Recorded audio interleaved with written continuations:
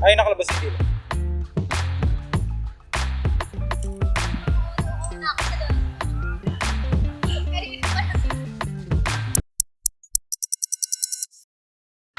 Hello guys, Gen Creatives here. Umattend nga pala kami sa Hobby Fest last January 18 sa Festival Mall. After my interview ni Regine, dumiretso kami agad dito sa park sa Landmark para mag-shoot. By the way guys, dalawang camera ang gamit ko today. Yung isa pang video, yung isa pang photo. Multitasking tayo dito syempre. Ang character nga pala niya ay si 02. Si Regine yung nag-guide sa poses na gusto ng model. And mukhang nag-enjoy sila dito.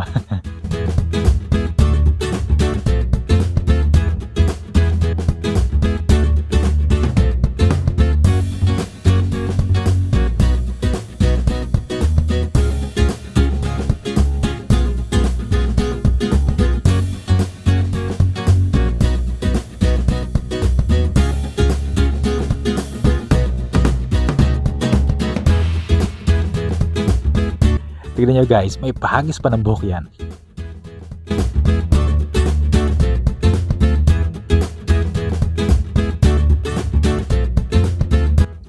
Pinapakita ko rin nga pala sa model yung shots para may idea siya kung ano na yung itsura. Importante yan para mas confident yung model sa next poses. Okay, next pose. May lollipop naman. Kumukuha ako ng shots sa iba't ibang angles. Para may variety si client, hindi pwedeng iisa lang syempre.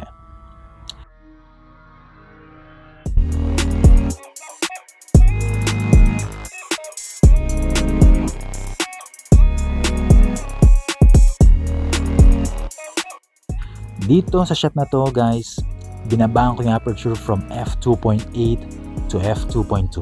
Konting adjustment lang, pero malaking effect sa ilaw at depth. Okay, naku po, na-pause naman.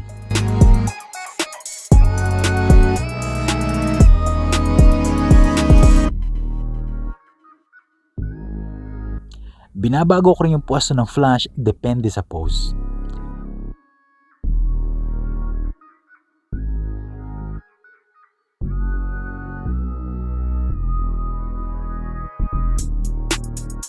Makikita nyo dito guys, dumadapa pa talaga ako sa sahig para lang makuha yung magandang angle. Minsan low, minsan high, minsan eye level.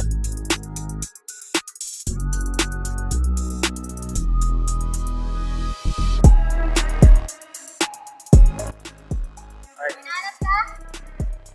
Post na? Hinahanap ka? Hinahanap daw siya.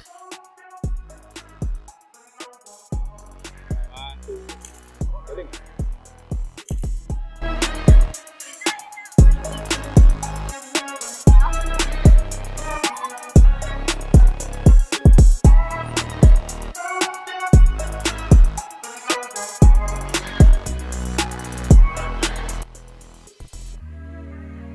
Sabi na yan.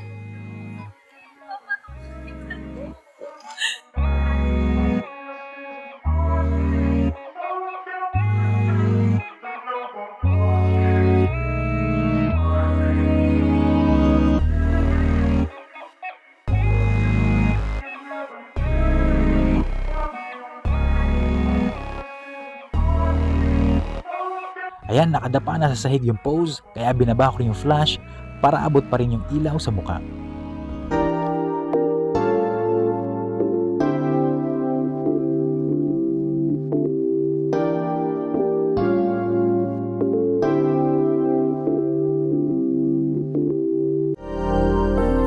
We finally made it.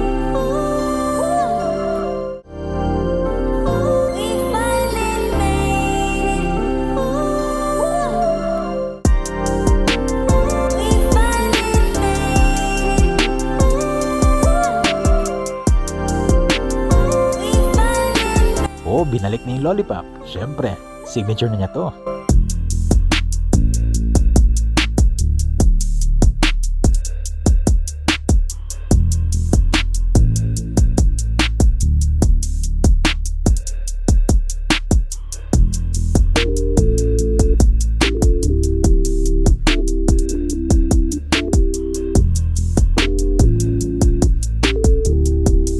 minsan, ako na rin yung nag-guide sa model sa poses.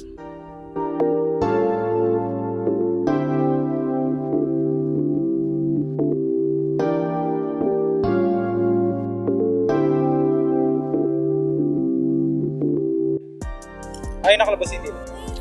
Tignan nyo to guys, may labas dila shot pa oh. By the way, si Regine nga pala nag-edit ng mga photos.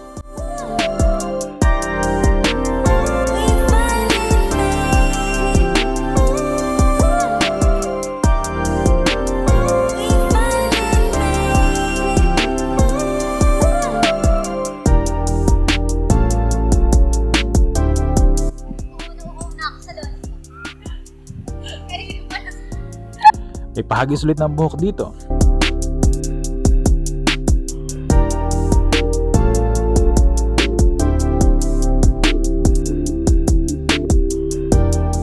Last post na niya bago mag-mugshot and then next client na.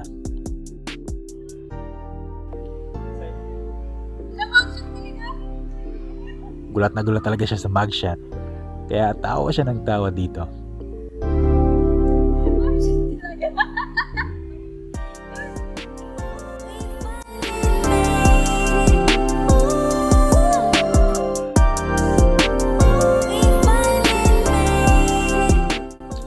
Ito naman guys, Genshin Impact character. Colombina ang name.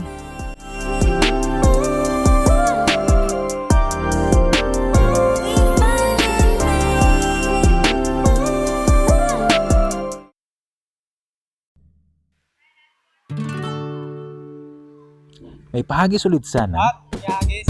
pero bago pa mangyari, bigla kaming tinawag ng guard. Napahinto tuloy kami, akala namin ipapatigil yung shoot. Kasi alam nyo naman, sa ibang venue mahigpit sa DSLR at mirrorless cameras. Pero yun, kinonfirm lang pala kung part ng cosplay event. Kaya safe tayo guys.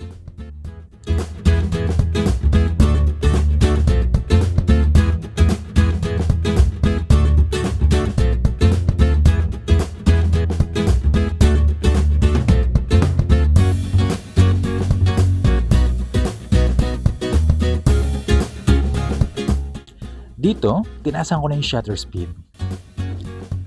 Parang stage mother dito si Regine, no?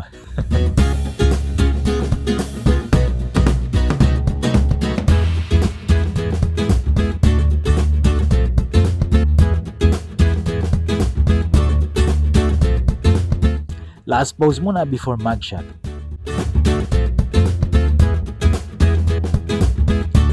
By the way guys, lumang logo nga pala ng page ang nagamit ko dito. Kaya, pasensya na.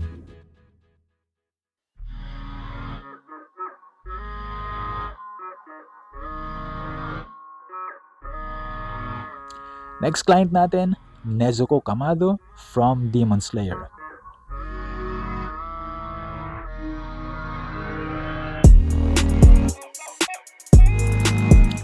Saglit lang yung session niya kasi na-shoot na namin siya dati. Kaya sanay na siya.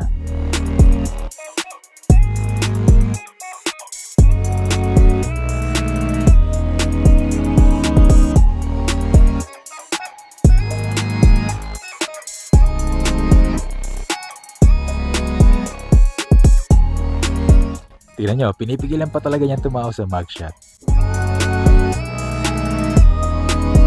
Next client naman, Freeden.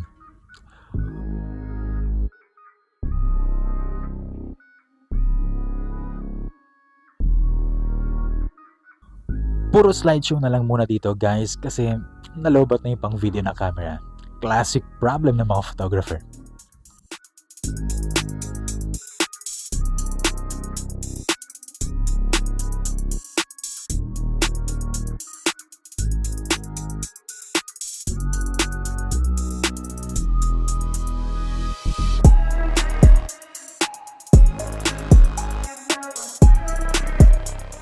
Next naman, si Regine na mismo. Your Forger ang cosplay niya. Since gabi na, binaba ko yung aperture pero hindi pa rin wide open. And naka-ISO 800 tayo.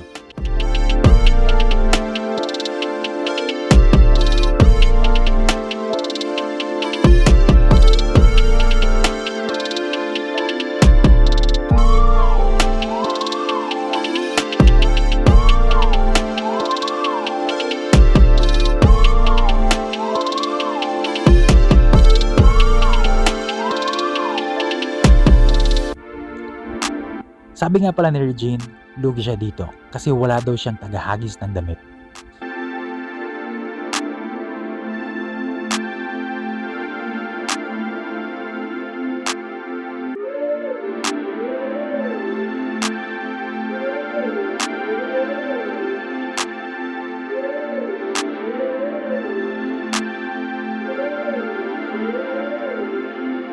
Naman guys, last client na natin. Sung Jin Woo character. Hindi ko na siya na video kaya tignan nyo na lang yung shots. Yung shot na to parang bida siya sa pelikula. Naglalakad habang may sumasabog sa likod ang dating.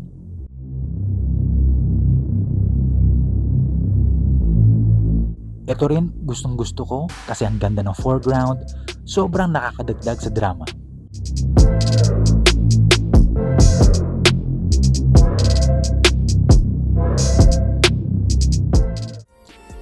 Yun lang guys, sana nagustuhan niyo yung video and see you sa next event.